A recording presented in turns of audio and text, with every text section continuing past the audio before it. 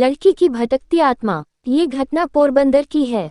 ये सत्य घटना सोनल नाम की एक लड़की की है। सोनल एक मध्यम वर्गीय परिवार में जन्मी और पली बड़ी। अपने स्कूल के दिनों में सोनल काफी होशियार छात्रा रही। घर में माता पिता की हर बात मानना और घर परिवार के कामकाज में हाथ बटाना सोनल का स्वभाव था।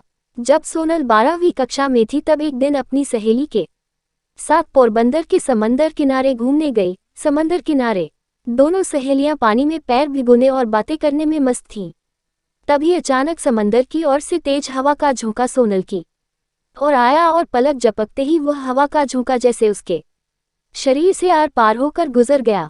इस घटना से सोनल बुरी तरह डर गई, क्योंकि सोनल को उस हवा के झोंके के साथ हूबहू अपने जैसी दिखने वाली लड़की भी दिखी थी, जो सोनल के शरीर के साथ टकरा कर सोनल के शरीर से आर पार निकल गई थी। उस वाकये के बाद सोनल की जिंदगी ही बदल गई। खाते पीते, सोते जागते, दिन रात, सुबह शाम सोनल को वह लड़की नजर आने लगी। अपने जैसी दिखने वाली लड़की को देखकर सोनल खूब घबरा जाती, रोने लगती और कई बार डर के मारे बीमार भी पड़ जाती। परिवार ने सोनल की तकलीफ दूर करने के लिए लाख जतन किए, पूजा पाठ, हवन, दान धर्म और अन्य कई सारे इलाज किए, पर कोई मरहम सोनल के काम न आ सका। हद तो तब हो गई जब सोनल अपने कॉलेज की पढ़ाई कर रही थी। शहर के कॉलेज के प्रोफेसर ऐसे कमेंट पास करने लगे थे कि ये तो उसकी हूबहू कॉपी है, और सोनल को देखकर ऐसे अचंभित होने लगते कि जैसे पुराना पाप सामने आने पर कोई पापी अचंभित हो जाता हो।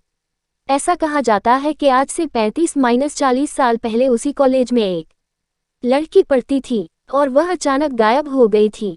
माना जाता है कि कॉलेज प्रशासन से जुड़े कुछ लोगों ने उस लड़की को अगवा करके उसका बलात्कार करके उसे मार दिया था और उसके शरीर के कुछ टुकड़े कॉलेज की जमीन में दफना दिए थे और कुछ समंदर किनारे फेंक दिए थे। उसी लड़की की आत्मा सोनल को दिखती रहती है और अपने लिए इंसाफ चाहती है। सोनल आज भी अपने जीवन में कभी कभी उस लड़की की परछाई देखने का अनुभव करती है, पर अब सोनल ने अपने डर का सामना करना सीख लिया है और इस बात को समझ लिया है कि अगर हकीकत में ऐसी कोई दुखदाई घटना उस लड़की के साथ हुई होगी तो समय आने पर उस राज से पर्दा उठेगा और दोषियों को सजा मिलेगी।